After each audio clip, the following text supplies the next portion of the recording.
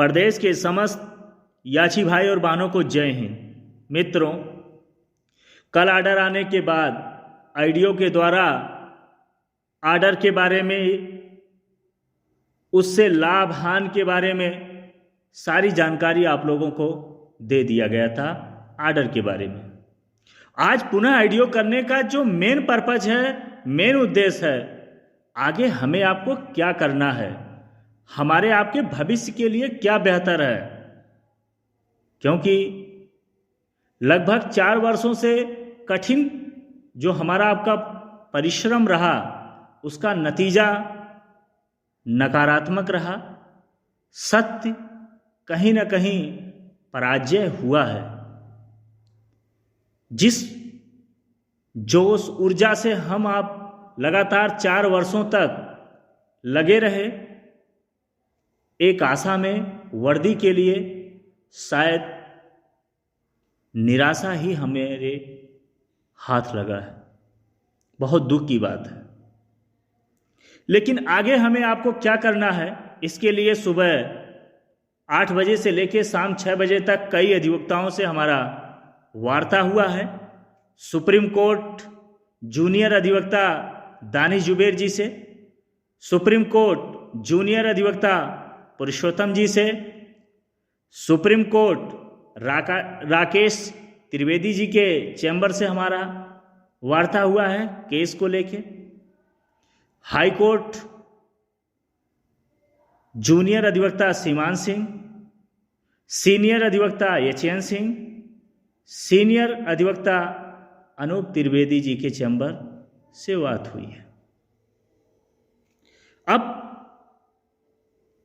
सबसे वार्ता करने के बाद, विचार विमर्श करने के बाद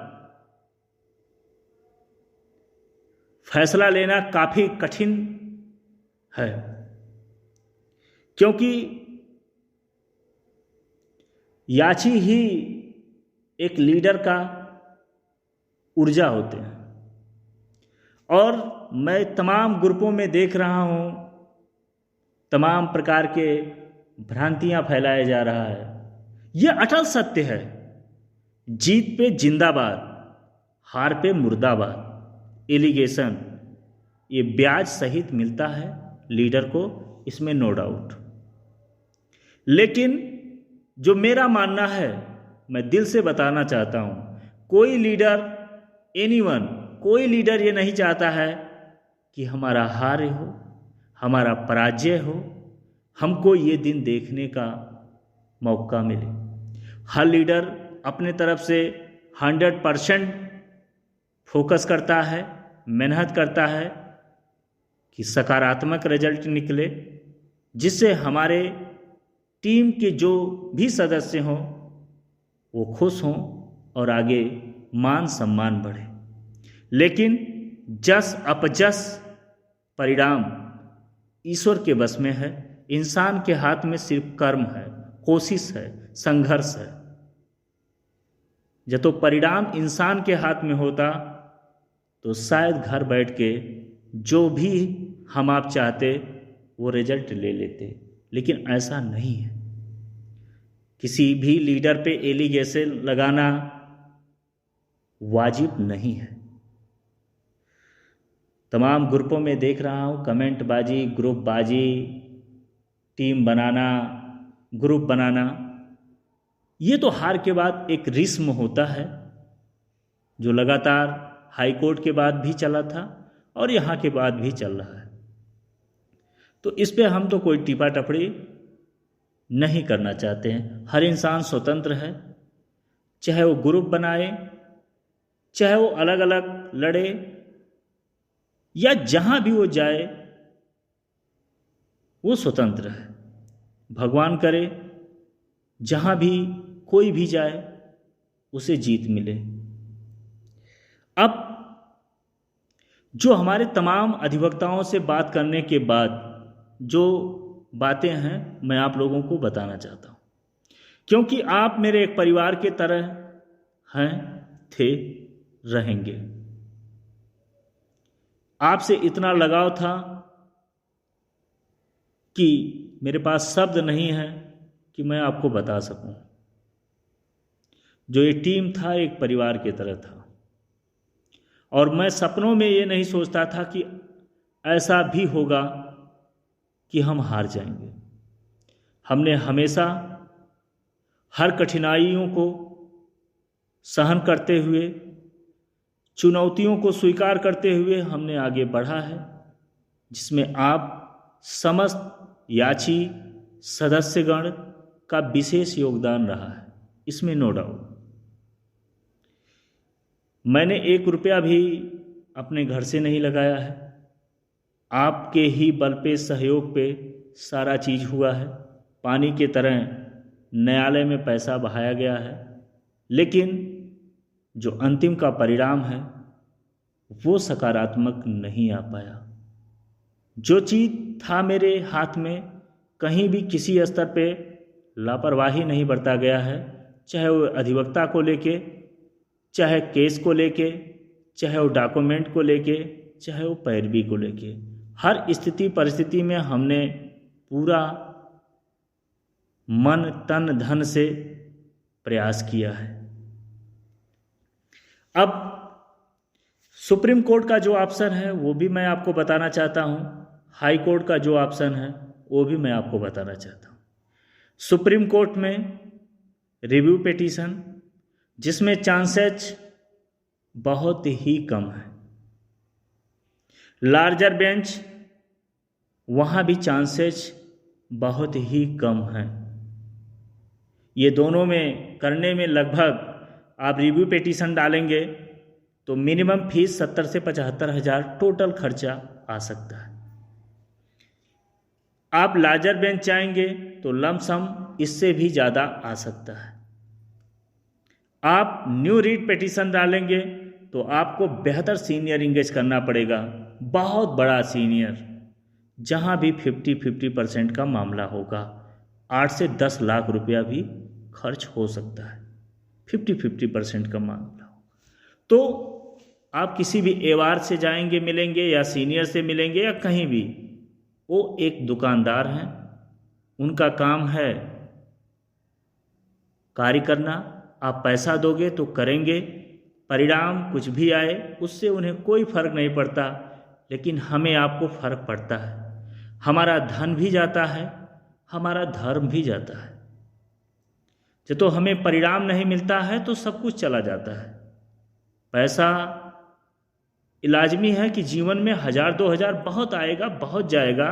हम आप प्राइवेट नौकरी भी करेंगे तो 8 से 10 हज़ार मंथली कमा लेंगे, सब हो जाएगा। लेकिन जो ये समय जा रहा है, पैसा जा रहा है, इसका रिजल्ट भी आना जरूरी है। तो जो हमने कई सीनियर अधिवक्ता, जूनियर अधिवक्ता, सुप्रीम कोर्ट से बात किया, क्योंकि अभी हमारे पास तो बहुत ऑप्शन है और बहुत समय है सुप्रीम कोर्ट के लिए। रिव्यू पिटीशन, लार्जर बेंच या न्यू रीट पिटीशन, फिलहाल हमें अच्छा नहीं लगा ऑप्शन। बाकी एवार तो बार बार फ़ोन करके बुला रहे हैं, तमाम एवार लीडर हैं, बुलाना उनका लाजमी है, जानते हैं आएंगे तो पैसा देंगे। लेकिन हमें बहुत ज़्यादा खुद को संतुष्टि नहीं है, पहली चीज़ है। अब जो मेरे मन में मेरे दिमाग में क्वेश्चन आ रहा है, इस पे मैंने चर्चा भी किया है हाई कोर्ट के कई अधिवक्ताओं से। तमाम ऐसे हमारे भाई हैं, कोई 147 का जिक्र कर रहा है, कोई 1366 का कर रहा है कि ये जीत जाएंगे। मेरे भाई, आप 147 के लिए जाएंगे तो भी आपके सामने रूल 2015 ही है। आप ये समझ रहे हैं कि 2020 में जो कोर्ट में एफिडेविट दाखिल हुआ था उसमें अवेलेबल दिखाया था, अवेलेबल नहीं, उसमें कहा गया था कि भेज दिया गया है। अब जब आप जिक्र करोगे तो वो कहेंगे कि हम इसके कैरी फॉरवर्ड कर दिए हैं, ये हमारे रूल में है।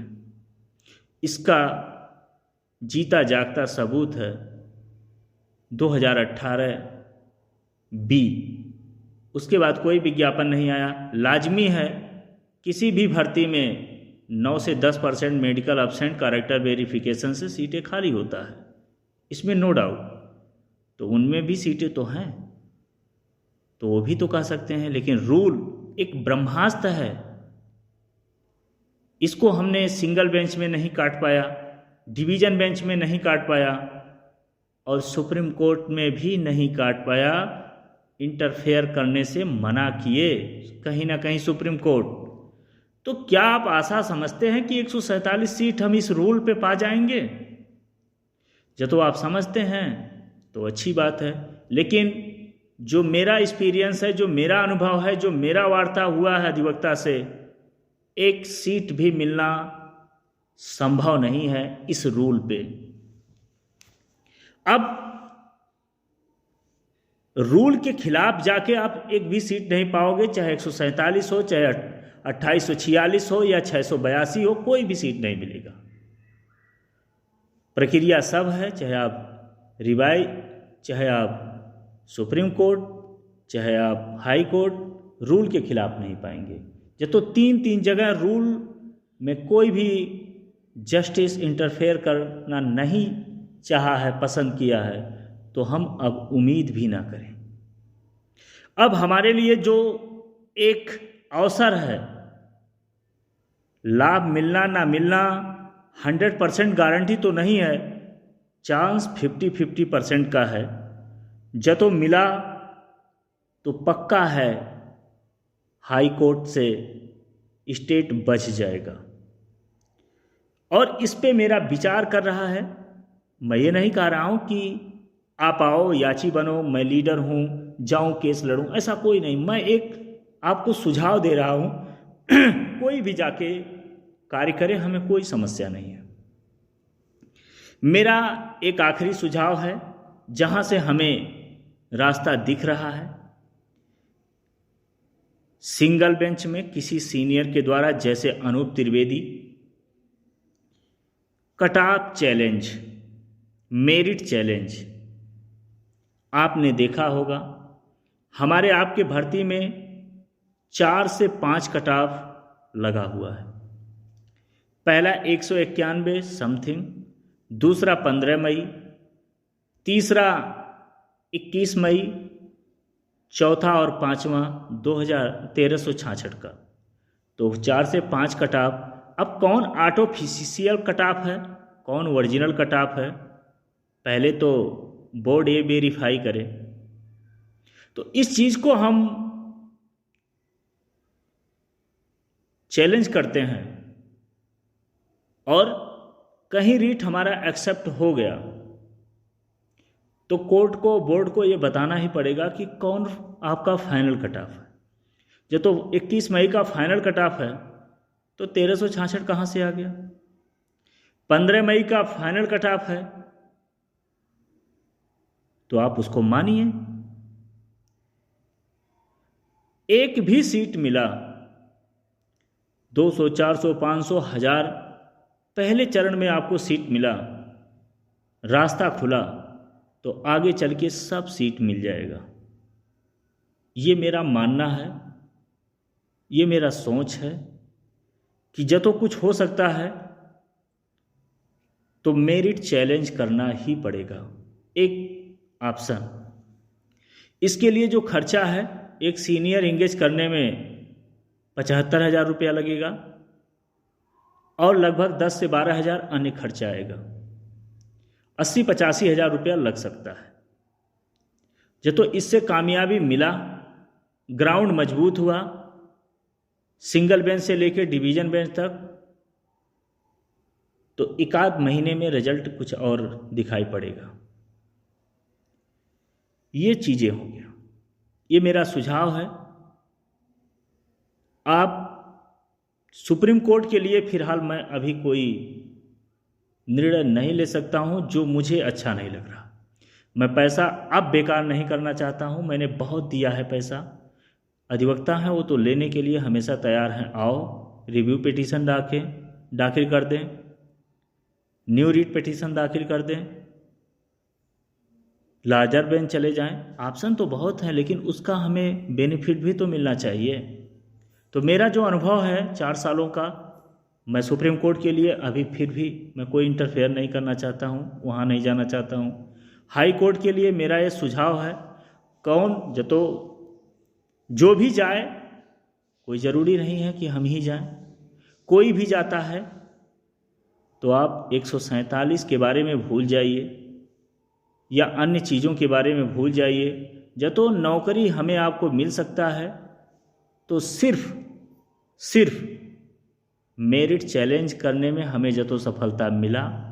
यहाँ हमें रूल भी सपोर्ट करेगा, क्योंकि रूल में कभी ऐसा कहीं भी जिक्र नहीं है कि आप बार बार कट ऑफ लगाइए। कौन सा कट ऑफ ओरिजिनल है और कौन सा कट ऑफ आर्टिफिशियल है, ये बोर्ड को बताना होगा और कोर्ट को वेरीफाई करना होगा। यहाँ से हमारे रास्ते खुल सकते हैं, हमारा नया ग्राउंड तैयार हो जाएगा और फिर कहीं ना कहीं हमें वर्दी मिल सकता है। बाकी और कहीं हमें कोई ऑप्शन नहीं दिख रहा है तमाम विचार विमर्श करने के बाद। और ये शायद 2015 में ही विशेष चांस है। इसका मेन कारण है कि कई कट ऑफ लगाया गया है, अन्य भर्तियों में शायद ऐसा नहीं है। तो आप समझदार हैं। बाकी मेरा कार्य था सुझाव देना, मैंने दिया, और आगे आप लोग जैसा भी कहोगे जरूर आपके सामने मिलूंगा। जितना मुझसे हो सकता है मैं दिमाग लगा रहा हूँ, प्रयास कर रहा हूँ। लेकिन जो ये सोच रहा है 147 एक भी सीट नहीं मिलेगा मेरे भाई, आपको बुरा जरूर लगेगा, क्षमा चाहूँगा, लेकिन सच्चाई है। फिर आपके सामने रूल अडिग होगा, नोटिस हो भी जाएगा तो रूल सामने आएगा, फिर वही सामने हो जाएगा। लेकिन जब आप मेरिट को चैलेंज करेंगे, ना तो रूल आपके खिलाफ होगा बल्कि सपोर्ट करेगा। एक बार नोटिस इस पे इशू हो गया तो फिर हाथ खोलने का मौका मिल जाएगा सीनियर को 1 से 2 डेट में, क्योंकि इसमें ज़्यादा सारे समस्या है नहीं। 1 से 2 डेट में सब कुछ क्लियर हो जाएगा। बाकी आप समझदार हैं और आप लोगों का जो भी सुझाव होगा आगे ज़रूर किया जाएगा। हाँ, जो भी लीडर हैं, मेरा किसी भी लीडर से कोई दुश्मनी नहीं है, ना कोई मैं उनके रास्ते में इंटरफेयर करना चाहता हूँ। लेकिन जब तो मेरा सुझाव आपको ठीक लगेगा तो आप ज़रूर करिएगा। बाकी दैट्स सो लाइक, आपकी जो इच्छा है करिए, उससे हमें कोई मतलब नहीं है। आप कामयाब होंगे तो ज़रूर हमको भी फ़ायदा मिलेगा। एक भी वैकेंसी 3528 में भरा जाता है तो मैं वादा करता हूँ सबको नौकरी मिलेगा। बस रास्ता खुलना चाहिए, और रास्ता खुलने का सबसे बेहतर कामयाब तरीका मेरिट चैलेंज। यहाँ हमारे सामने रूल भी कोई कुछ नहीं बिगाड़ पाएगा। सिर्फ स्टेट बताए कौन आर्टिफिशियल है, कौन ओरिजिनल कट ऑफ है। वेरीफाई करना जज का काम है, हमारा काम पक्ष रखना। तो इसी शब्दों के साथ विराम लेते हैं। बाकी आप समझदार हैं, जो भी सच्चाई था मैंने आपको जानकारी दिया। तमाम लीडरों को हो सकता है बुरा भी लगे, मैं क्षमा चाहता हूँ, लेकिन जो था, क्योंकि भाइयों से मैं झूठ नहीं बोल सकता हूँ, ये मेरी पहले से आदत है। भले किसी को, भाई सबकी सोच, सबकी सोचने की तरीका अलग अलग होता है, लेकिन मैंने जो भी बताया है केस के लिए, जो मेरे जानकारी में है, नॉलेज में है, वो सच्चाई बताने की कोशिश करता हूँ। तो जब तो एक बार ऑप्शन है, इस पे कार्य किया जाएगा नए ग्राउंड के साथ, तो शायद भला हो सकता है। बाकी आप समझदार हैं। इसी शब्दों के साथ विराम लेते हैं। हाँ, ओनली रूल चैलेंज नहीं, मेरिट चैलेंज। धन्यवाद।